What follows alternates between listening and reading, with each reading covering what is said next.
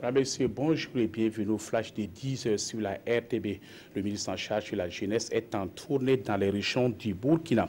Le week-end dernier, Ismaïla Ouedraogo s'est rendu à Fada dans l'est du pays. Dans cette région, il a eu des échanges avec les jeunes qui ont mis à profit ce cadre pour lui exposer leurs préoccupations. Pour leur plein épanouissement, ces jeunes ont surtout sollicité des emplois et des formations et un accompagnement. Doré, la capitale de la région du Sahel, a abrité la célébration 2017 de la Journée internationale de l'enfant africain pour le compte du Burkina. L'événement a été marqué par plusieurs activités, dont la remise du rapport 2017 sur l'enfance dans le monde aux personnes ressourcées. Selon ce rapport, un enfant sur 4 est privé de son enfance et le Burkina Faso est classé 165e sur 172 pays. Il y a eu également un sketch et un scotch des enfants à travers les artères de la ville de Dori.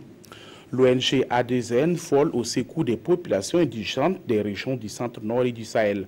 Cette ONG et ses partenaires ont mobilisé près d'1 milliard de francs CFA en vue d'accroître la résilience de ces populations à travers un projet dénommé Projet Amélioration de la résilience par le petit Rubina. Le projet est prévu pour durer 5 ans. Il concerne 400 personnes vulnérables. À RDC, les autorités sont accusées par l'ONU pour leurs responsabilités dans les violences perpétrées dans le Kasaï. Des violences qui, d'après l'Église catholique congolaise, auraient fait 3000 morts depuis août dernier. Tout a commencé avec la mort d'un chef coutumier déclenchant une rébellion que les autorités ont choisi de réprimer par la manière forte. Le haut-commissaire des Nations Unies aux droits de l'homme a donc dénoncé ces violences parlant d'exécutions sommaires, de mutilations d'enfants et de viols. Il a affirmé que 42 fosses communes avaient été découvertes par des enquêteurs onusiens.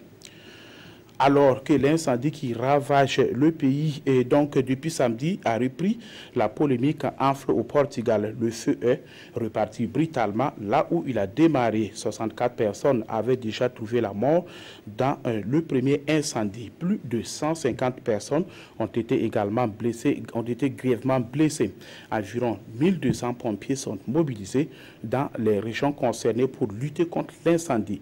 L'Espagne, la France et l'Italie y ont déjà dépêché des avions anti-incendie. Fin de ce flash, merci de l'avoir suivi. Merci de l'avoir suivi. Passez une excellente journée en compagnie des programmes de la RTB.